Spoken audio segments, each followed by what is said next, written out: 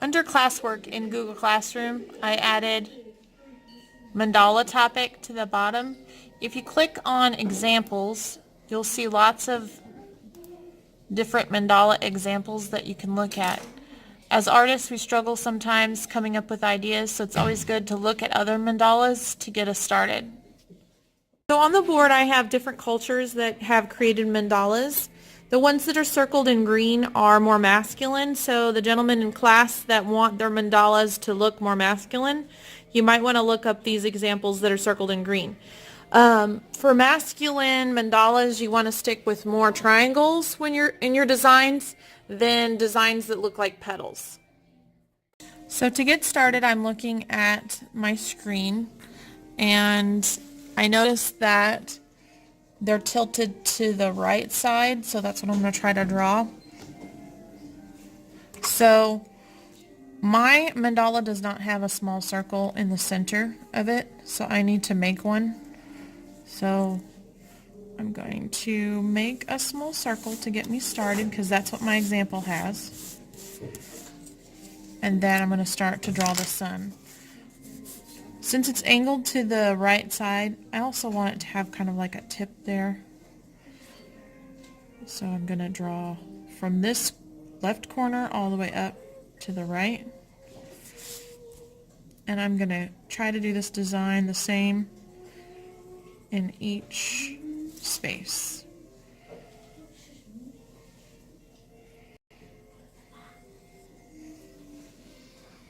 So here's an example of one that I finished in another class. So you can see the sun pattern, and then I erased these extra lines that I don't need anymore. Now I'm going to show you how to do these petals that are different sizes.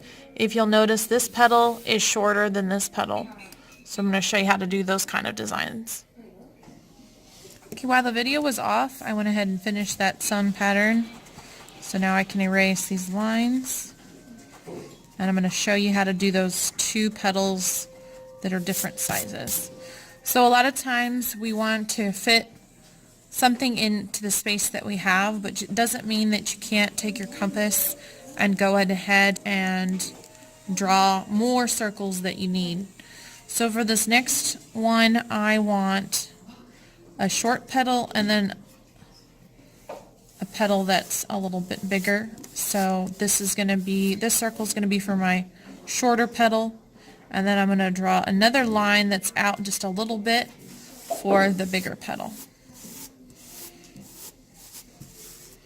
So then each section I'm going to kind of separate it in half so it'll kind of guide me as I'm drawing. So I'm going to draw one petal shorter, and then I'm going to draw one petal larger, and then I'm just going to continue this. What's really nice about doing mandalas is it's very relaxing because you just continue the pattern as you work, and they're easy to do. Once you have your circles laid out and you got an idea to do.